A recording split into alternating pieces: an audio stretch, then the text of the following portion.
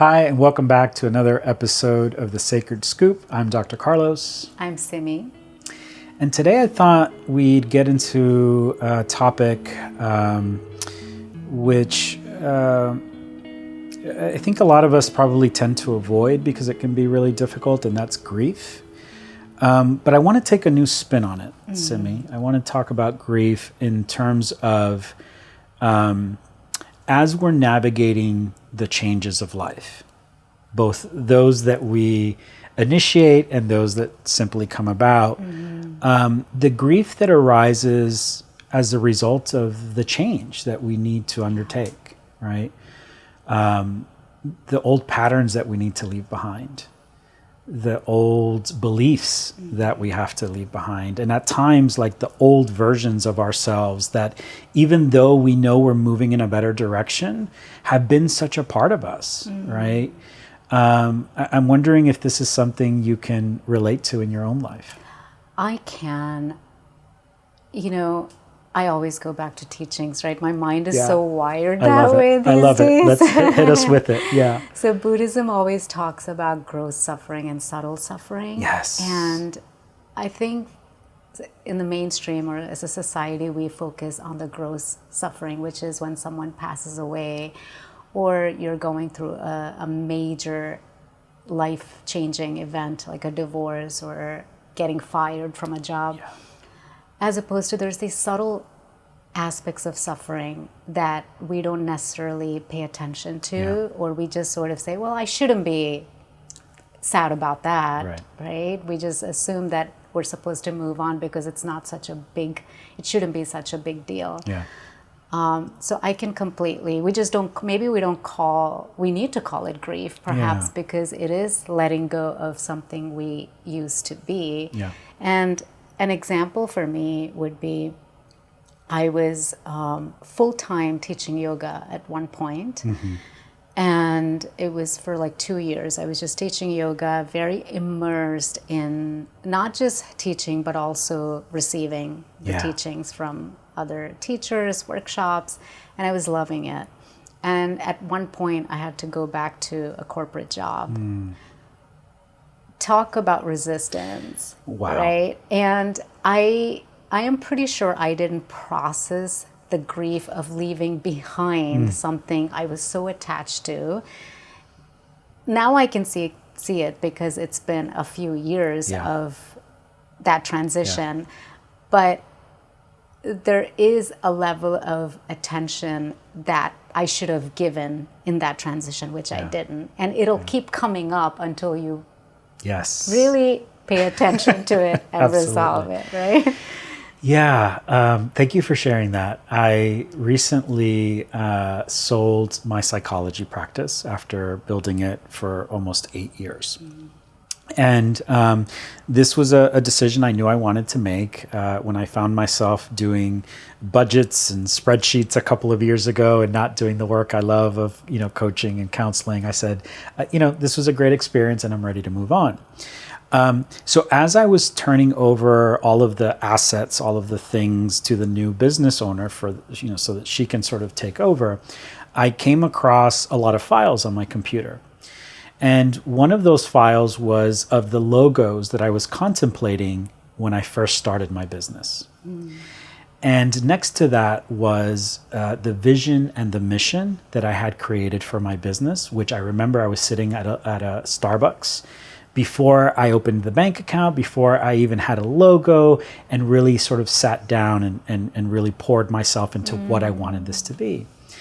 And as I was moving the files over, I noticed this emotion arise, and I just started to tear up.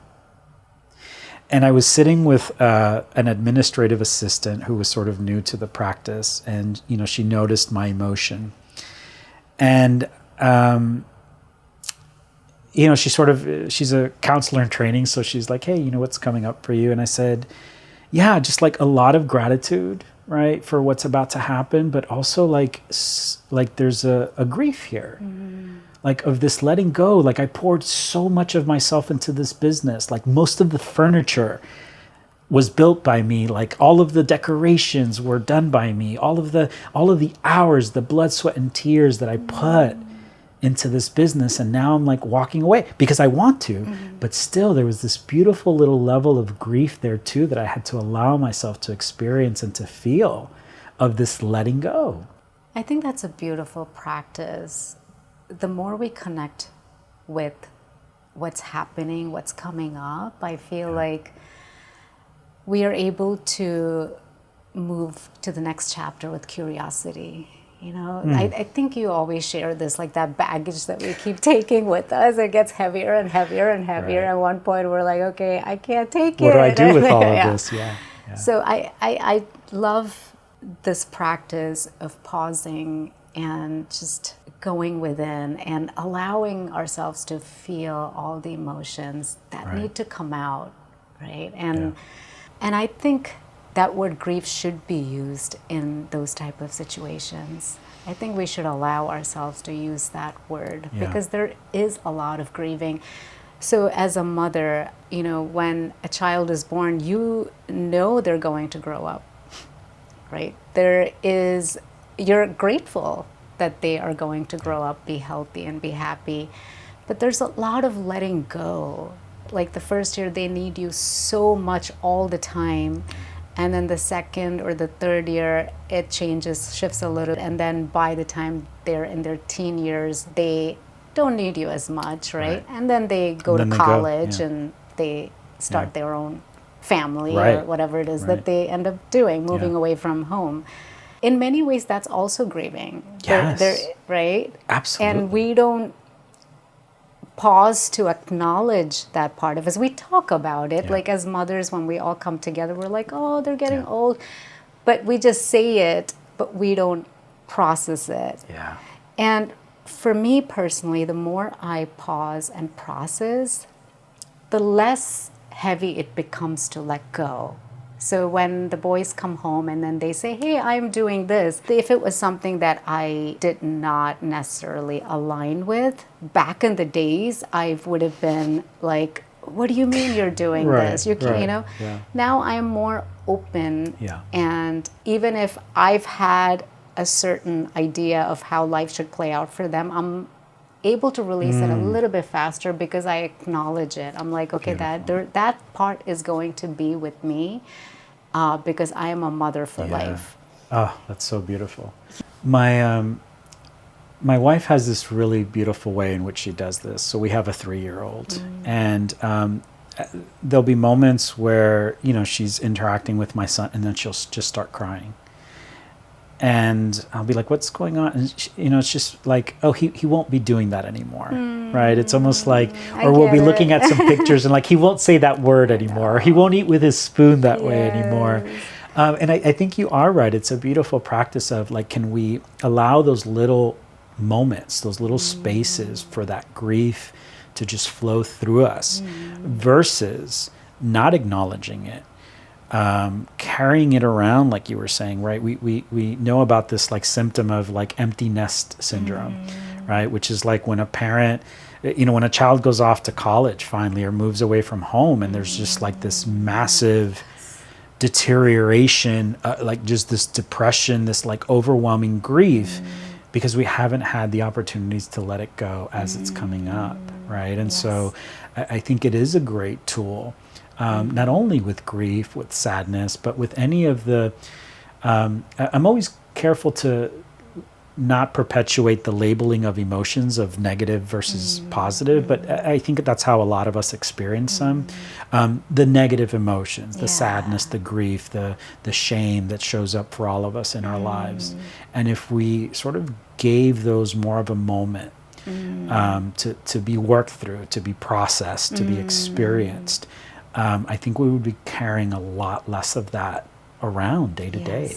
Yes. Yeah. I love that. I love that. Just allowing yourself to feel is, for me, more important than even talking about it. Right. And you know, find the tool that works for you. For some people, for me, it's expression, right? Like I want to feel my sadness. Like I want to cry. I want that energy to come out of me in that way. For some people it's journaling. For some people it's Reiki. For some people it's sitting down in meditation and allowing those energies to move through them in whatever way they need. For some people it's going for a run, right? But it's about the intention of what you're wanting to do with those emotions.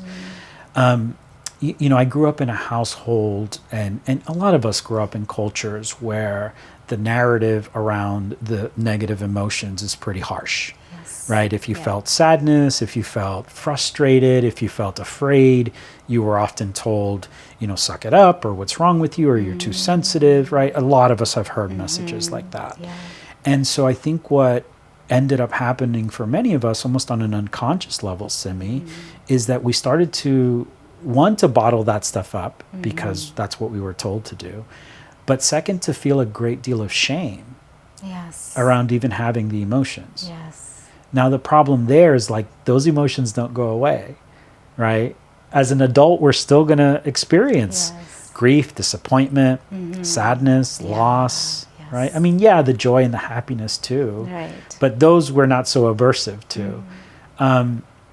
And so what I talk to a lot of my clients about is like, unbeknownst to you, you got robbed of the opportunity to know how to manage those feelings.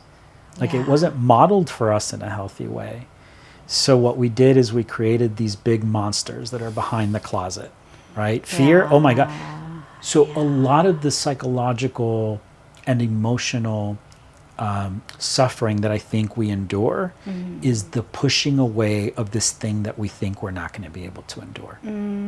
Like I won't be able to manage the suffering of being sad. It's the fear of suffering more than the fear of an outcome, right? And what the science tells us is an emotion lasts no more than 90 seconds if you actually allow yourself to experience it. Oh, interesting. But what are we doing? We're pushing it away. We're investing a great deal of energy into the pushing away of the emotion. And it's going against the very nature of our human experience. So like we need the tools, right? We you know, if it's the journaling, for me, you know, I was having a conversation with my brother yesterday over text, because this week I posted, I decided to do something called Gratitude Week. And I just found people that I, you know, felt gratitude towards this week. And the last one I did was for my father, who passed last year.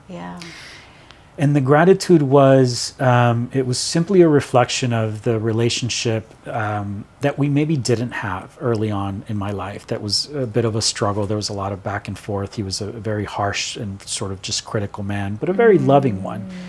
And so it was this beautiful reflection of like the teachings that I now see that he was giving me that I didn't know were there when he was alive or when I was younger, right? And so that was my reflection. And my brother reached out and he said, hey, really love what you put about Dad. Like that was really beautiful. I connected with it. And then he reflected, he goes, you know, his wife, my sister-in-law, every time she mentions my dad's name, she starts to get emotional. And so my brother said something to the effect of like, I think I'm broken. He was a cop for many years. He grew up with the same type of father. And so like what I shared with him was, you're not broken. It's not a dysfunction of you. It's just that we were taught very early on, our programming was to not to feel. And you had to do that for your work for the next 30 years. So I shared with him, I've had to train myself over the last 5 or 6 years to feel again. Right? To give myself the permission. To move away from the shame. To just allow myself to be human. Right. And as men, it's probably harder to be vulnerable and show emotions, right? Yeah. But I'm curious, because you've talked today about the ways that you maneuver through some of those challenging emotions like grief. What have been some of the beautiful tools that you utilize? So earlier when I shared, my mind always, it's wired now, trained to look for teachings or connect it to teachings. Over the years, that every time something comes up, I am immediately gravitating towards those teachings. It's you know, just like anything in life, you can be on autopilot with however the neurological wiring happens, right? Mine is just now wired that way. Not to say, but things come up. Constantly things come up. Like, for example, something came up this week at work. Everyone is wanting to show up as the best version of themselves. That's what I believe. I think that's everyone's intent. Yeah. But when things get challenging is when everyone wants to protect themselves also. Yes. That's inherent in us also, right? Yes. So the walls come up, and then the way you speak changes. So when that happened, there was at one point I felt like this person's raising their voice and in a not a pleasant tone, you know? So there was a part of me that was like, well, I should, speak in a way that's so assertive that they understand what it is that I'm trying to say. Now, I'm not saying assertion is bad or good. I'm not labeling it in any way. But quickly, like within moments, I had to be like, okay, what is my intention here? Yeah.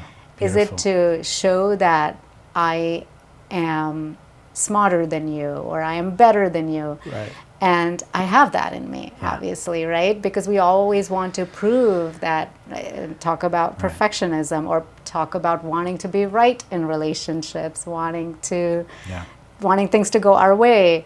All of that comes up in those type of situations. And as soon as it came up, I was able to just say, let this moment pass. That can be shared later when it's the right time. Yeah.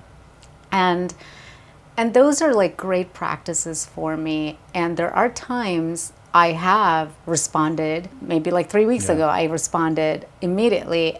But then as soon as it's over, my soul is disturbed.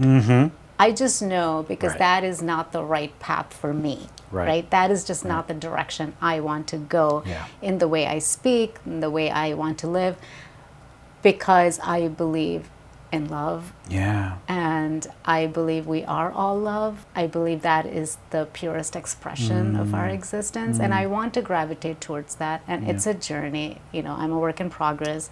Yeah. But I don't want to let go of that work. That's beautiful. And that's the tapas in yoga. Yes. The fire. The fire. To want to be transformed into that. I don't even want to use the word transform, because if our essence is pure love, return to that. I love essence of love, you know?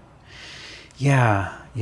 And the other thing I hear there, right, is the ability to cultivate that mindfulness, right? That objectivity, that in moments where life is giving us challenge, that we don't need to react. And so for me, a meditation practice, that's been such a beautiful tool to help me see how in the moment I can almost slow down the moment of an interaction to see what I'm feeling in that moment, to see what thoughts are playing out in the moment, and then decide how I want to respond versus just kind of reacting as most of us often do, right?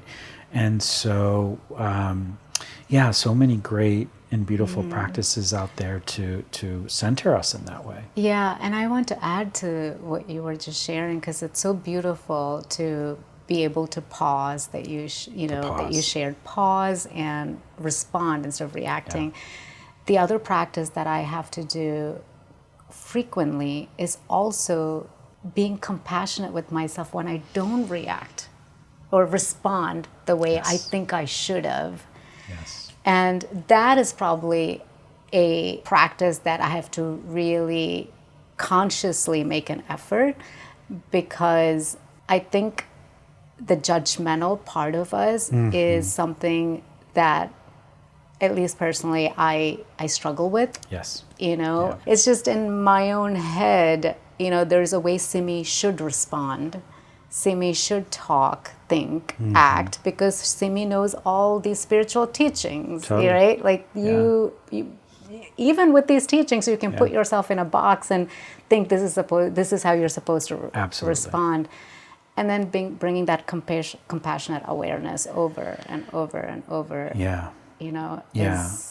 Such a critical component. I often talk about in psychology this idea of like the inner critic, right? And a lot of us have this version of ourselves that lives in our mind, the idealized self, the perfect self. Yeah. And every day that we show up and we're not acting like that perfect self, we're being super critical and harsh, right? And we can get into some other time how that idealized self gets developed. That comes through our cultural programming, a lot of the experiences we had early on, sort of in our homes and in our schools. But what we're not prone to do, and what we're not sort of used to doing is that compassion, right? That inner empathy. Oftentimes we're really good at giving that to other people and giving people permission and sort of seeing the ways that humans folly and fumble, but we don't allow ourselves the same level of grace, right? And so I think in those pauses we can find a little bit of that grace, right? Absolutely. Yeah. So we just had a light go out in our studio, right? So either we're really marching Maybe along I'm here. in the dark right now. Yeah. So you're in the dark now. Maybe You're we the need light. we need to sort of the impermanence of moments, right? Can we grieve the light that just went out, right? Yes. One of the tools that I use as a psychologist that helps people to better bring that sort of inner compassion.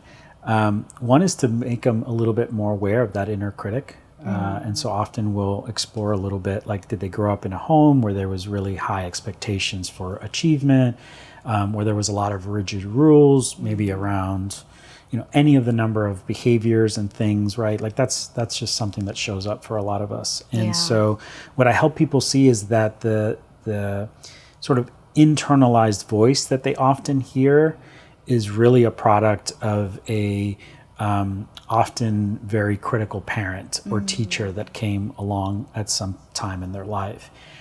So when you introduce to people that the ways that they've probably been talking to themselves for years is not really them, that there's another version, it really brings in this beautiful moment of awareness where you can now start to see how you talk to yourself day to day in certain situations, when you do fail, when you do struggle, especially, right? And it starts to cultivate a real sort of inner monologue with that critical voice. And over time, it'll start to dissipate. Yeah, that's been a big, big tool for me in my own life. Yeah. When you just shared that, what came up for me is when I had my boys, the first few years, I definitely mothered the way my mom mothered me. We all do it, even when we don't want to. Right. Yeah. And it's interesting, a lot of it is not our internal voice, is it? Yeah. It's. I think, Simi, what, I've heard you say doing the work, right? And what that means for me, what my path has become on this journey of life, the only thing I think I'm here to do is to utilize what happens to me in life to look inward. Yes. To see where I can deepen my love, my compassion, my wisdom, my knowing, right? To do the work of the soul so that whether it shows up in parenting, whether it shows up at work with an interaction, whether it shows up on the yoga mat, what we're doing is essentially all of these things are just mirrors that are sort of reflecting back to us where we still have work to do, where we have letting go to do. Right. And I think once we can make that mental shift, again, not because we should do it because it makes life feel easier, but it does really take the edge off a lot of the places where we struggle. Yes. And I think there is a misconception that going into yoga is about feeling good. Right. Yeah. If people only knew it's quite the opposite, right? Yeah. The work is messy. It's chaotic. It's a lot of looking at yourself with no judgment, which is the most difficult thing for many of us to do. Absolutely. Looking at others with no judgment, right? Yes. So it's really not about feeling good. It's really about surrendering to every moment and these teachings, like you said, help us navigate the challenges and know that it's all just passing. It's all just passing stuff. Every emotion is passing, every behavior is passing, every thought is passing, every life experience is passing. Yes. Yeah. I'm so honored to be on this journey alongside you, my friend. Same here, Carlos. Thank you. Thank you. Appreciate you so much. Yeah. And that wraps it up for us today here on The Sacred Scoop. Looking forward to seeing you again on the next one. If this episode resonated with you, please be sure to subscribe and share this episode with your family and friends. We will see you next time.